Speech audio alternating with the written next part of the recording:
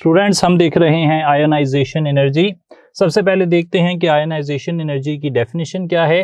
असल में ionization energy is the amount of energy required to remove an electron from the outer most shell of an isolated gaseous atom. एक isolated gaseous atom है, आप उसके valence shell में से एक इलेक्ट्रॉन निकालना चाहते हैं। इस काम के लिए जो एनर्जी लगेगी उसे आप आयोनाइजेशन एनर्जी कहते हैं।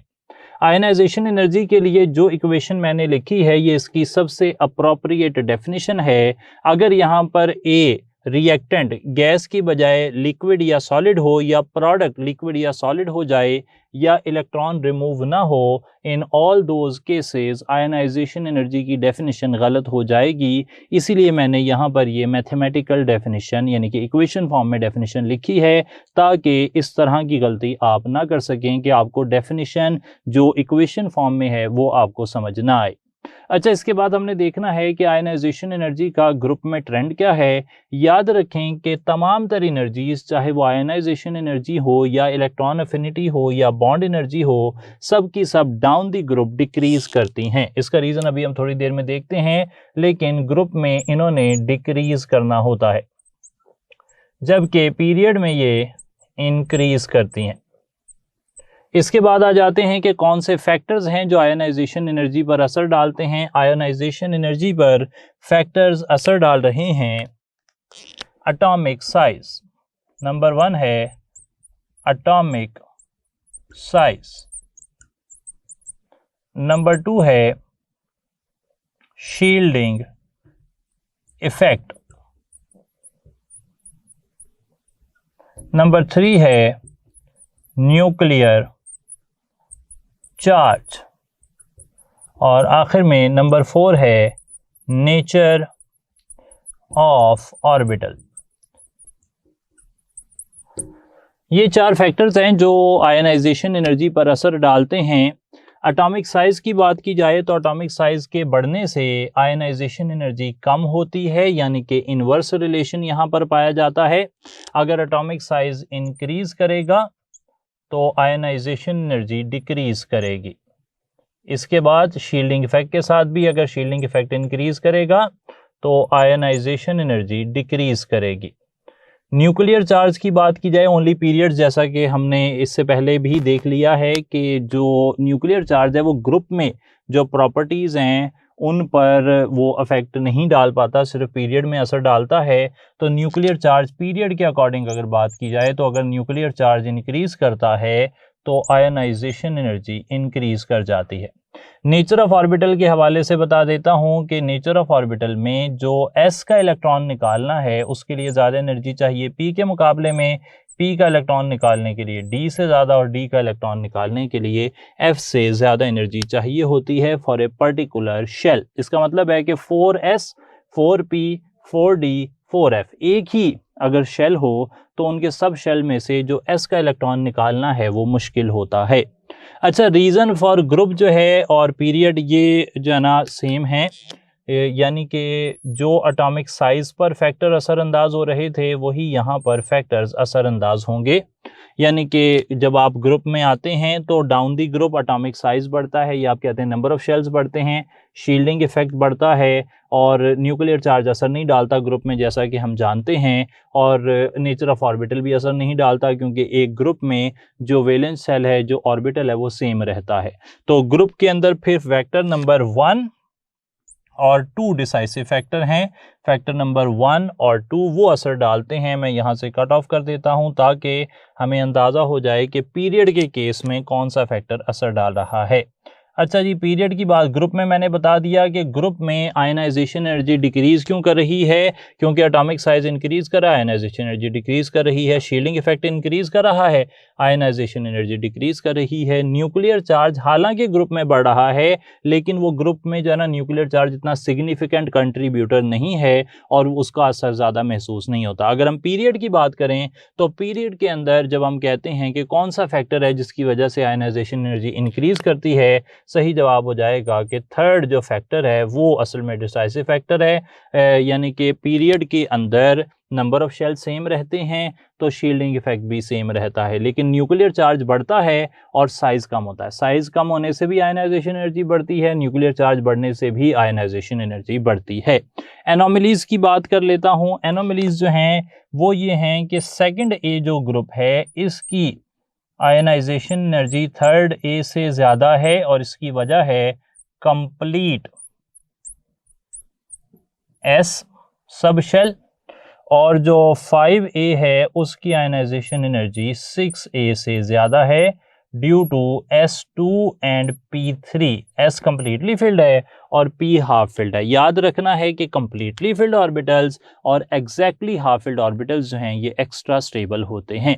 तो ये बात हो गई जनाब आयनाइजेशन एनर्जी की। एक बात और यहाँ पर याद रखनी है वो ये है कि आयनाइजेशन एनर्जी जो है ना ये हमें इंफॉर्मेशन देती है अबाउट मेटेलिक कैरेक्टर।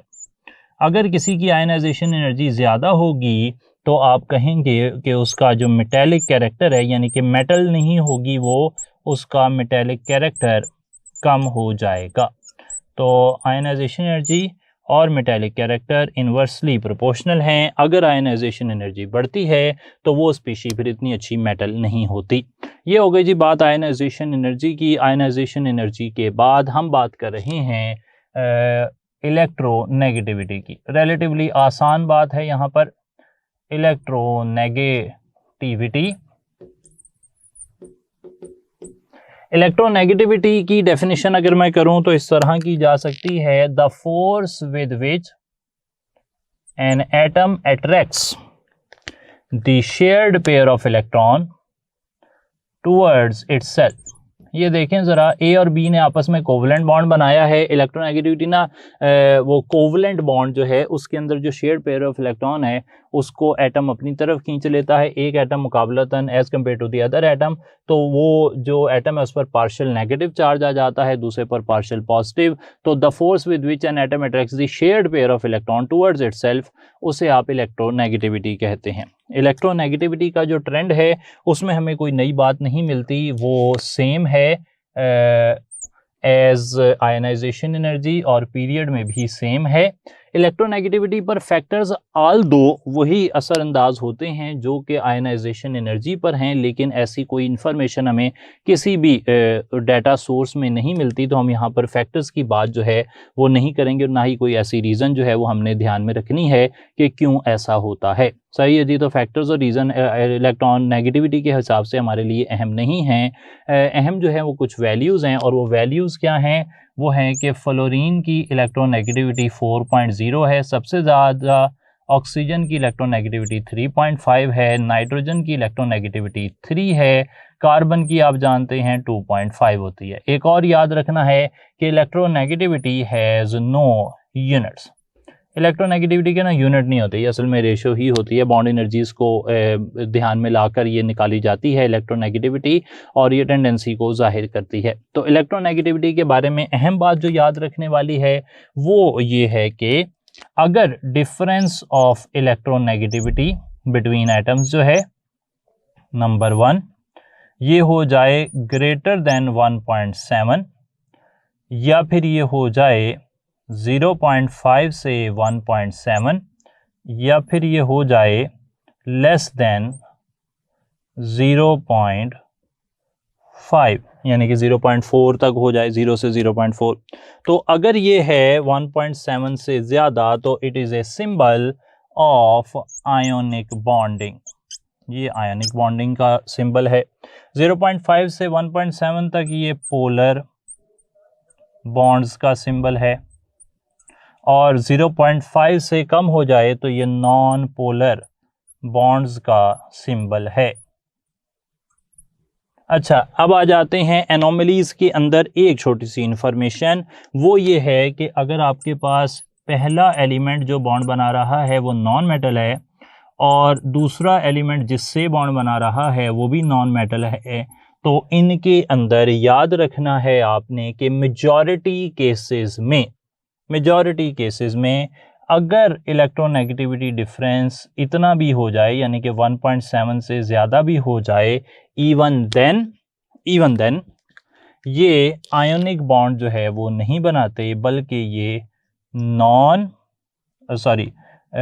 ये बना लेते हैं पोलर बॉन्ड्स। ये जनाब पोलर बॉन्ड्स बना लेते हैं, ठीक है जनाब, ये पोलर बॉन्ड बनाते हैं, ये आयोनिक बॉन्ड नहीं बनाते। ये आपने याद रखना है इलेक्ट्रोनेगेटिविटी के हवाले से। इलेक्ट्रोनेगेटिविटी के बाद हम बात कर रहे हैं मेटेलिक कैरेक्टर की, उसे देख लेते हैं मुख्तसरन।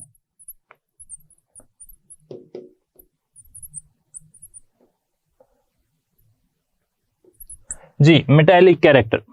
मेटेलिक कैरेक्टर डेफिनेशन के हिसाब से अगर बात की जाए तो मेटेलिक कैरेक्टर होता है टेंडेंसी टू लूज इलेक्ट्रॉन। अच्छा जी, metallic character is the tendency to lose electron. Metallic character की अगर ग्रुप में बात की जाए तो ग्रुप में डाउन दी ग्रुप ये इंक्रीज करता है और पीरियड में ये डिक्रीज करता है। सही है जी, एटॉमिक रेडियस वाला ही ट्रेंड है। एटॉमिक रेडियस के तरीके से मेटेलिक कैरेक्टर ग्रुप में जो है वो ज़्यादा होता है, पीरियड में कम होता है।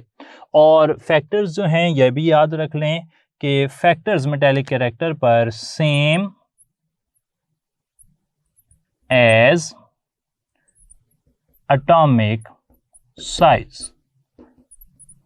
ग्रुप में भी पीरियड में भी, रीजन भी ग्रुप का और पीरियड का सेम ही है जो कि हमने पढ़ा है एटॉमिक साइज में, यानी कि एक ग्रुप के अंदर नंबर ऑफ शेल्स बढ़ते हैं, शील्डिंग इफेक्ट बढ़ता है तो एटॉमिक साइज बढ़ता है और मेटेलिक कैरेक्टर भी इसी वजह से बढ़ता है। जबकि पीरियड के अंदर left to right number of shells same रहते हैं, शील्डिंग इफेक्ट सेम रहता है, जबकि न्यूक्लियर चार्ज बढ़ता है तो उस वजह से मेटेलिक कैरेक्टर जो है वो कम होता जाता है। डिक्रीज होने की वजह भी इंक्रीज सेम ही है, उसमें कोई डिफरेंस नहीं है।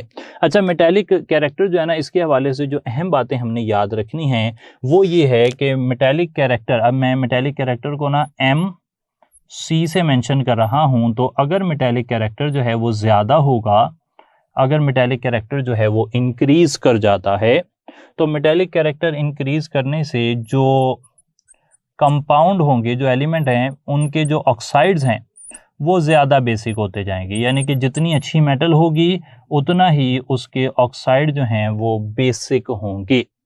और इसी तरीके से अगर मेटेलिक कैरेक्टर ज़्यादा हो जाए तो फिर एक चीज और बढ़ती है और वो है रिएक्टिविटी ऑफ मेटल।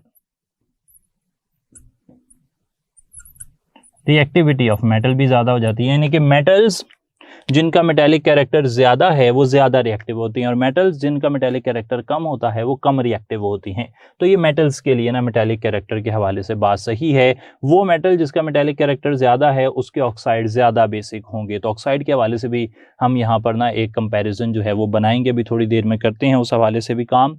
अब चलते हैं, एक कॉम्प्लिकेटेड थोड़ा सा टॉपिक है और वो डील कर रहा है मेल्टिंग पॉइंट और बॉइलिंग पॉइंट को। कॉम्प्लिकेटेड इसलिए कह रहा हूं कि अभी तक जो हमने प्रॉपर्टीज देखी हैं वो एक वक्त में एक ट्रेंड शो करती हैं, यानी कि ग्रुप में एक ट्रेंड है, पीरियड में एक ट्रेंड है। मेल्टिंग बॉइलिंग पॉइंट का ट्रेंड ग्रुप में भी डिफरेंट ग्रुप्स के लिए डिफरेंट होता है और पीरियड्स में भी डिफरेंट पीरियड्स के लिए डिफरेंट होता है। इस पर हम बात अभी करते रहेंगे। पहले हमने करनी है डेफिनेशन मेल्टिंग पॉइंट की और बॉइलिंग पॉइंट की। मेल्टिंग पॉइंट होता है जी the temperature at which solid and liquid phase have the same vapour pressure. वहां पर वेपर प्रेशर सेम हो जाता है। इसी तरीके से अगर लिक्विड और वेपर्स का वेपर प्रेशर सेम हो जाए तो उस टेम्परेचर को आप कह देते हैं बॉइलिंग पॉइंट। ये है जी मेल्टिंग पॉइंट और ये है बॉइलिंग पॉइंट। अच्छा, मेल्टिंग और बॉइलिंग पॉइंट का जो ट्रेंड है, जैसा कि मैंने कहा ग्रुप में भी डबल है और पीरियड में भी डबल है, तो पहले मैं बात कर रहा हूं ग्रुप के ट्रेंड की।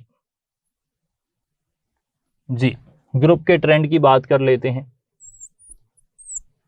ग्रुप के अंदर देखा गया है कि 1A और 2A, स्पेसिफिकली इन्हीं की बात करनी है क्योंकि 3A, 4A, 5A और 6A इनके अंदर कुछ एलिमेंट्स मेटल लाइक प्रॉपर्टीज रखते हैं, कुछ नॉन मेटल्स लाइक, तो उनके लिए ट्रेंड जो है ना वो हमारे सिलेबस के अंदर नहीं आता। हमारा सिलेबस जो है वो डील करता है प्योर मेटल्स और प्योर नॉन मेटल्स, यानी कि 1-2 ग्रुप और 7-8 ग्रुप, जो कि प्योर मेटल्स हैं या प्योर नॉन मेटल्स हैं। तो 1A और 2A के लिए डाउन दी ग्रुप जब आप जाते हैं तो फिर मेल्टिंग पॉइंट और बॉइलिंग पॉइंट डिक्रीज हो जाते हैं। एरो नीचे का मतलब है कि ये डिक्रीज हो रहे हैं।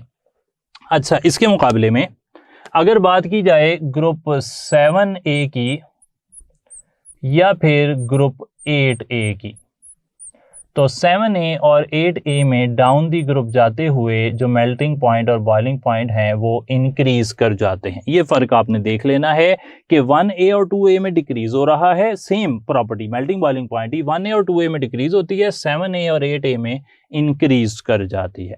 इसका रीज़न अभी थोड़ी देर में हम रीज़न वाले हिस्से में लिखते हैं। अलबत्ता यहाँ पर मैं दूसरा ट्रेंड जो है वो लिख रहा हूँ और वो ट्रेंड है पीरियड के अंदर। पीरियड के अंदर अगर आप देखें लेफ्ट टू राइट आप मूव कर रहे हैं, तो लेफ्ट टू राइट मूव करते हुए हमें पता ये लगता है कि 1A, 2A, 3A, 4A, 5A, 6A, 7A और 8A।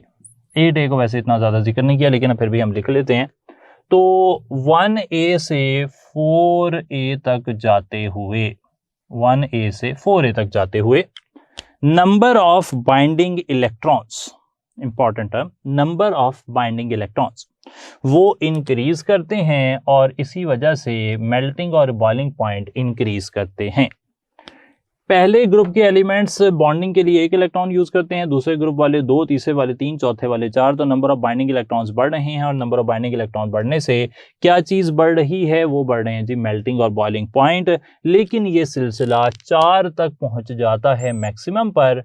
5th ग्रुप में 5 इलेक्ट्रॉन हैं, 6th ग्रुप में 6 इलेक्ट्रॉन हैं, 7th ग्रुप में 7 इलेक्ट्रॉन हैं, लेकिन वो जो एलिमेंट है वो 5-5, 6-6, 7-7 इलेक्ट्रॉन से बॉन्डिंग नहीं करते क्योंकि उन्हें अपनी इलेक्ट्रॉनिक कन्फिग्रेशन पूरी करने के लिए सिर्फ 3, 2, 1 इलेक्ट्रॉन चाहिए। 8वें ग्रुप को तो कोई भी नहीं चाहिए, तो फिर वो बॉन्डिंग उस तरह नहीं करते जिस तरह पहले 4 ग्रुप करते हैं। ये मेटल्स हैं या सेमी मेटल्स हैं, ये 5वें, 6ठे, 7वें वाले जो हैं ये यूजुअली नॉन मेटल्स होते हैं। तो फिर इनके बारे में आपने याद रखना है कि इनके मेल्टिंग और बॉइलिंग पॉइंट जो हैं वो लेफ्ट टू राइट जब आप जाते हैं आगे की तरफ, तो मेल्टिंग और बॉइलिंग पॉइंट, जैसा कि मैंने कहा 2 प्रॉब्लम्स हैं, 2 तरह के ट्रेंड हैं, तो इनके मेल्टिंग बॉइलिंग पॉइंट जो हैं वो यहाँ पर डिक्रीज करते हैं। सही है जनाब। अच्छा, अब चलते हैं कि इस तरफ इंक्रीज क्यों हो रहा है, इस तरफ डिक्रीज क्यों हो रहा है, और इसी तरीके से वहां पर, यानी कि ग्रुप के ट्रेंड का रीजन और पीरियड के ट्रेंड का रीजन। पहले मैं लिख लेता हूं रीजन फॉर ग्रुप। ग्रुप के अंदर मैंने क्या बात की है, ग्रुप के अंदर मैंने कहा है कि मेटल्स के लिए down the group melting boiling point कम हो रहे हैं, और मेल्टिंग बॉइलिंग पॉइंट कम होने की वजह यह है कि उनकी पैकिंग जो है becomes loose for 1A and 2A। Metals जो होती हैं ना वो बड़े स्ट्रॉन्ग बॉन्ड आपस में मेटेलिक बॉन्डिंग बनाती है, लेकिन साइज बड़ा होने की वजह से वो बॉन्डिंग इफेक्ट होती है, इसलिए उनकी मेल्टिंग बॉइलिंग पॉइंट जो है वो डाउन दी ग्रुप कम होते हैं। इसके मुकाबले में जो 7 और 8A वाले हैं दे आर नॉन मेटल्स, और नॉन मेटल्स के केस में polarisability increases. Down the group क्या होता है, पोलराइजेबिलिटी बढ़ जाती है, क्योंकि वो नॉन मेटल्स हैं, उनकी फोर्सेस तो आपस में वैसे ही नहीं होती, लेकिन अगर वो साइज बड़ा होगा उनका तो लंडन डिस्पर्शन फोर्सेस उनमें ज़्यादा इफेक्टिव हो जाएंगी और इस तरह उनके मेल्टिंग बॉइलिंग पॉइंट बढ़ जाएंगे। ये हैं रीजंस फॉर ग्रुप। सही है जनाब। अब बात कर रहे हैं पीरियड्स के अंदर क्या हालात हैं। रीजन फॉर पीरियड, जैसा कि मैंने कहा कि 1A से लेकर 4A तक, 1A से 4A तक की अगर बात की जाए तो 1A से 4A तक नंबर ऑफ बाइंडिंग इलेक्ट्रॉन्स जो हैं वो इंक्रीज करते हैं। ये कहां से है, पहले से चौथे तक।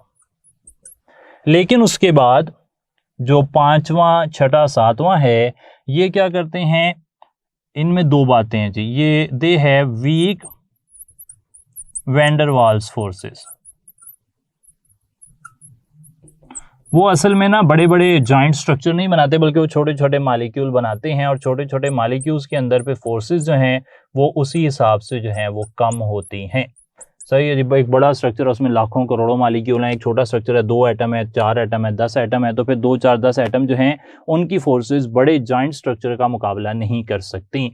तो ये प्रॉपर्टी यहाँ पर हमें देखने को मिलती है, इसे भी आपने ध्यान में रखना है। एनोमलीज की बात करें, बहुत अहम बात है, यहाँ से हमें जो है वो सवाल एक पूछा, जब कई दफ़ा यहाँ से इंफॉर्मेशन पूछी जा सकती है। तो एनोमलीज ये हैं कि जो फॉस्फोरस है ना जी, ये ग्रुप 5 का मेंबर है, यहाँ पे फॉस्फोरस ग्रुप 5 का मेंबर है, और सल्फर जो है वो ग्रुप 6 का मेंबर है। लेकिन सल्फर का जो मेल्टिंग बॉइलिंग पॉइंट है वो फॉस्फोरस से ज़्यादा होता है। इस पर हम बात करेंगे क्वेश्चन की शक्ल में, अभी हम इसे देखेंगे।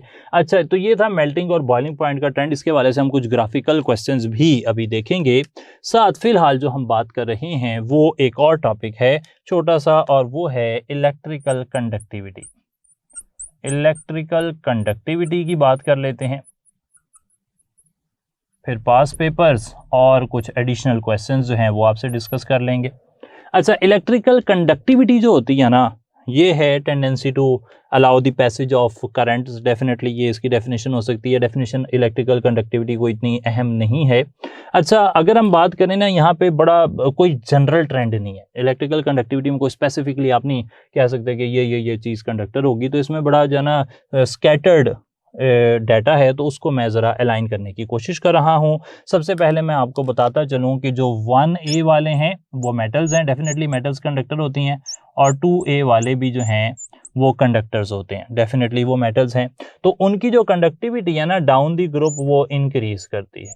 सही, उनकी conductivity down the group increase करती है। अच्छा, आगे चल पड़ते हैं। ये तो 1A और 2A हो गए। इसके बाद देखें जो 4A है,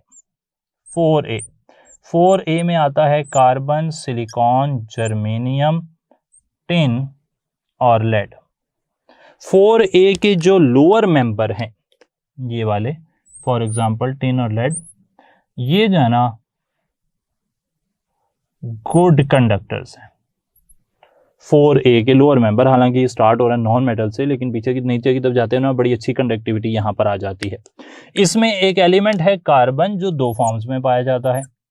कार्बन की 2 फॉर्म, हालांकि कार्बन की आजकल तो बहुत सारी फॉर्म्स आ गई हैं, लेकिन ये जो हमारी टेक्स्ट बुक है वो सिर्फ 2 फॉर्म्स की ही बात करती है। एक कार्बन की फॉर्म है ग्रेफाइट, और एक है डायमंड। अच्छा, जो डायमंड है ना वो तो कंडक्टर नहीं है, जबकि जो ग्रेफाइट है वो कंडक्टर है। पैरेलल टू द लेयर्स, एनआइसोट्रॉपी हम पढ़ेंगे इंशाल्लाह, उसमें इसकी बात करेंगे। इसके बाद आ जाता है एक ग्रुप है 1B। इसमें आते हैं कॉपर, सिल्वर और गोल्ड। कॉपर, सिल्वर, गोल्ड में ये जो सिल्वर है ये बेस्ट कंडक्टर है ऑफ वर्ल्ड्स बेस्ट कंडक्टर है। इसके बाद सेकंड पर आता है गोल्ड, ये सेकंड नंबर पर है, और कॉपर भी कम कंडक्टर नहीं है। तो 1B की कंडक्टिविटी एक्स्ट्रा ऑर्डिनरीली हाई है, बहुत ज़्यादा है, ये बाकी सबको मात दे जाता है। तो इलेक्ट्रिकल कंडक्टिविटी के हवाले से आपने ये बात देख लेनी है। इस वक्त जो आपके पास बोर्ड पर लिखी हुई हैं चीज़ें, वो सारी की सारी मुख्तलिफ प्रॉपर्टीज़ को डिस्कस करती हैं, और इन प्रॉपर्टीज़ के जितने ट्रेंड्स या फैक्टर्स हैं वो मैंने आपसे जिक्र कर लिए। अब हम इससे मुतल्लिक कुछ क्वेश्चंस देखते हैं, both from past papers and from our information. तो उनकी तरफ चलते हैं जी।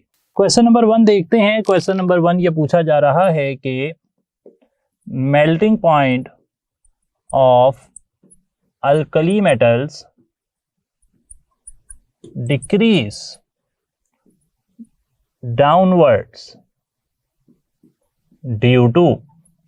तो अल्कली मेटल्स के मेल्टिंग पॉइंट जो है आप जानते हैं कि ग्रुप में नीचे की तरफ जाते हुए कम होते हैं। तो इसकी वजह क्या है, क्या उनकी इलेक्ट्रोनेगेटिविटी बढ़ जाती है? तो डेफिनेटली इलेक्ट्रोनेगेटिविटी तो उनकी नहीं बढ़ती और इलेक्ट्रोनेगेटिविटी मेल्टिंग पॉइंट पर असर भी नहीं डालती। इसी तरीके से आयनाइजेशन एनर्जी भी असर नहीं डालती। तो ये दो फैक्टर्स ना इररेलेवेंट हैं, यहाँ पर इन पर तो हमें सोचना ही नहीं है। हमें सोचना है इन दोनों पर। क्या अट्रैक्टिव फोर्सेस के बढ़ने की वजह से मेल्टिंग पॉइंट बढ़ते हैं? डेफिनेटली नॉट, क्योंकि अट्रैक्टिव फोर्सेस तो कम होंगी। जो अट्रैक्टिव फोर्सेस जो है ना वो नीचे की तरफ जब आप जाते हैं अल्कली मेटल्स में तो अट्रैक्टिव फोर्सेस बढ़ती नहीं है, क्योंकि साइज बड़ा होता है, पैकिंग लूज हो जाती है। तो असल वजह है कि इंक्रीमेंट इन साइज आता है, पैकिंग लूज होती है। अट्रैक्टिव फोर्सेस के बढ़ने से मेल्टिंग पॉइंट बढ़ सकता है, लेकिन अल्कली मेटल्स के केस में जब आप डाउन दी ग्रुप आते हैं तो अट्रैक्टिव फोर्सेस बढ़ नहीं रही, रादर वो कम हो रही हैं। क्यों? क्योंकि मेटल्स के अंदर एटम्स की पैकिंग लूज होती है जब उनका साइज बढ़ता है। सही है जनाब। तो एक तो ये आपने देख लिया। इसी तरीके से एक और सवाल यहां पर जो पूछा गया वो ये था कि energy needed to remove an electron from outermost shell of isolated gaseous atom। Definitely यहाँ पर आयनाइजेशन एनर्जी जवाब होना चाहिए। ये सवाल लिखने का मेरा मकसद सिर्फ ये था कि इस तरीके से जो प्योरली डेफिनेशन बेस्ड क्वेश्चन है वो रिकॉलिंग में रखकर 70% क्वेश्चन हमारे रिकॉलिंग बेस्ड हैं, तो वहाँ पर इस तरह का सवाल जो है वो पूछा जा सकता है। एक इंटरेस्टिंग सवाल हमें यहाँ पर in the form of graph मिलता है। ये ग्राफ देखें, यहाँ पर atomic number left to right जो है वो चल रहा है और मेल्टिंग पॉइंट ऊपर की तरफ चल रहा है। लिथियम शो किया गया है और लिथियम शो करके बाकी 1 2 3 4 4 पॉइंट्स शो किए गए हैं। मेल्टिंग पॉइंट का ट्रेंड हमें यह बता रहा है कि मेल्टिंग पॉइंट पहले बढ़ता है और बाद में कम हो जाता है। हमें जो सवाल पूछा गया है वो ये है कि आइडेंटिफाई कार्बन। यहाँ पर आपने कार्बन आइडेंटिफाई करना है कि 1 2 3 4 में कौन सा कार्बन है। एटॉमिक नंबर बढ़ने का मतलब है कि एटॉमिक नंबर कंटिन्यूसली बढ़ रहा है। 4 का एटॉमिक नंबर 3 से ज़्यादा है, 3 का 2 से, 2 का 1 से। अच्छा, अब आप जानते क्या हैं, आपको पता है कि left to right in a period जो है एटॉमिक नंबर बढ़ने से जो मेल्टिंग पॉइंट है वो बढ़ते हैं अप टू ग्रुप 4। अगर लिथियम को मैं ग्रुप 1 का मेंबर मानूँ तो जो ये 1 है ये ग्रुप 2 का मेंबर होगा, ग्रुप 3 का मेंबर, ग्रुप 4 का मेंबर। ग्रुप 4 का मेल्टिंग पॉइंट सबसे ज़्यादा होता है। 4 से 5 पर जब आप आते हैं तो आपको सडन चेंज नज़र आता है। वो सडन चेंज क्यों नज़र आता है? क्योंकि मेल्टिंग पॉइंट जो है वो 4 से 5 में बॉन्डिंग का फ़र्क है, स्ट्रक्चर का फ़र्क है, उस वजह से यहाँ पर ये चीज़ नज़र आती है। तो सबसे ज़्यादा मेल्टिंग पॉइंट मुझे नज़र आ रहा है 3 का, तो डेफिनेटली फिर 3 ही जो होगा वो होगा कार्बन, क्योंकि उसका मेल्टिंग पॉइंट सबसे ज़्यादा है। सही है जी। अच्छा, एक और बात जो है वो इसी रेफरेंस से बड़ी मिलती जुलती बात है, उसे भी डिस्कस कर लेते हैं कि highest melting point in second and third period. तो सेकेंड और थर्ड पीरियड में सबसे ज्यादा मेल्टिंग पॉइंट किसके होते हैं? अच्छा, सेकेंड और थर्ड पीरियड के अंदर बिल्कुल वो शॉर्ट पीरियड है, उनके बारे में हम ये कह चुके हैं कि जब आप 1A से 4A तक जाते हैं, 1A से आपने जाना है 4A तक, तो मेल्टिंग बॉइलिंग पॉइंट इंक्रीज करते हैं, लेकिन 4A से जब आप आगे आते हैं तो फिर वो डिक्रीज करना शुरू कर देते हैं। तो फिर पता ये लगा कि मैक्सिमम किसके होंगे? 4 ग्रुप के। 4 ग्रुप के मेंबर कौन है? कार्बन और सिलिकॉन। तो याद रख लें कि सेकंड और थर्ड पीरियड में कार्बन और सिलिकॉन के मेल्टिंग पॉइंट जो हैं या बॉइलिंग पॉइंट दोनों जो भी हैं वो ज़्यादा होते हैं। अच्छा, यहाँ पर जो है सवाल एक और अंदाज से, सवाल मिलता जुलता ही है लेकिन उसे एक डिफरेंट एंगल से पूछा गया है। वो डिफरेंट एंगल क्या है कि melting point of silicon is much higher than that of phosphorus due to तो सिलिकॉन जो है ग्रुप 4 का मेंबर, उसका मेल्टिंग पॉइंट काफ़ी ज़्यादा होता है, जबकि फास्फोरस ग्रुप 5 का मेंबर, उसका मेल्टिंग पॉइंट काफ़ी कम होता है। तो ये जो चेंज आ रहा है 4 से 5 की तरफ आते हुए, ये इतना सडन चेंज जो है ये क्यों आ रहा है?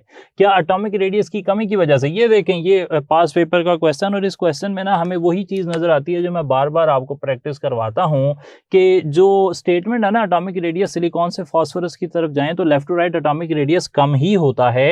It is a true statement, लेकिन ये ट्रू स्टेटमेंट मेल्टिंग पॉइंट की जो चेंजिंग आ रही है उसकी वजह नहीं है। तो कई दफ़ा ना ऑप्शन ऐसे होते हैं जो सही ऑप्शन हैं, जिस तरह चार्ली ऑप्शन देखें, डिफरेंट डेंसिटीज, डेफिनेटली सिलिकॉन और फास्फोरस डिफरेंट एलिमेंट्स हैं तो उनकी डेंसिटीज जो हैं वो डिफरेंट होंगी। और इंक्रीज इन इलेक्ट्रॉन डेंसिटी, ये भी सही है क्योंकि फास्फोरस का साइज छोटा है तो उसमें चार्ज डेंसिटी ज़्यादा होती है। तो अल्फा, चार्ली और डेल्टा तीनों ट्रू स्टेटमेंट्स हैं, लेकिन वो इस पर्टिकुलर क्वेश्चन के आंसर में नहीं लिखी जा सकती क्योंकि वो इसका रीज़न नहीं है। इसका रीज़न है change in bonding and structure. जैसा कि मैंने अभी थोड़ी देर पहले कहा कि असल में जब आप सिलिकॉन से फास्फोरस की तरफ जाते हैं तो सिलिकॉन जो है वो इस तरीके से जॉइंट स्ट्रक्चर बनाता है, वो इस तरह पॉलीमर लाइक स्ट्रक्चर बनाता है, जबकि फास्फोरस जो है वो सिंपल एक P4 मॉलिक्यूल बनाता है। तो P4 और दूसरे P4 में ना ये जो फोर्सेज होती हैं, ये वाली फोर्सेज बड़ी वीक लंडन डिस्पर्शन फोर्सेज होती हैं, जबकि यहाँ पर जो बॉन्डिंग है वो बॉन्डिंग है स्ट्रॉन्ग। उस बॉन्डिंग को कहते हैं कोवलेंट बॉन्डिंग। सही, इसलिए यहाँ पर मेल्टिंग बॉइलिंग पॉइंट ज़्यादा है। तो चेंज किस में आ रहा है? बॉन्डिंग में और स्ट्रक्चर में, इस वजह से ऐसे होता है। अच्छा, ये भी एक ग्राफ देख लें, और यहाँ पर सवाल ये है कि जो वाई एक्सिस पर प्रॉपर्टी आपने प्लेस की है वो क्या है। अच्छा, अब ये बिल्कुल नज़र आ रहा है कि यहाँ पे डबल ट्रेंड है। डबल ट्रेंड से बात सही हो जाती है, पहले वैल्यू बढ़ती है और उसके बाद वैल्यू जो है वो कम हो जाती है, और वैल्यू जो बढ़ती है वो मैक्सिमम वैल्यू कहाँ पर अटेन करती है? वो मैक्सिमम वैल्यू अटेन करती है 4 पर। सही है जी, 1 2 3 4 5 6 7 8 8 एलिमेंट है, 4 तक मैक्सिमम होती है, उसके बाद कम हो जाती है। अगेन देखें, पांचवें और छठे में जैसे मैंने कहा था फास्फोरस का सल्फर से कम है, वो चीज़ भी यहाँ पर नज़र आ रही है। तो ये एग्जैक्टली पक्की बात है कि ये ना मेल्टिंग पॉइंट का ट्रेंड शो किया गया है। तो इस तरह के सवाल हम यहाँ से एक्सपेक्ट करते हैं जी। आज की बात को हम यहीं पर रखते हैं और फिर इंशाल्लाह नेक्स्ट टाइम आपसे मुलाकात होगी। अस्सलाम वालेकुम।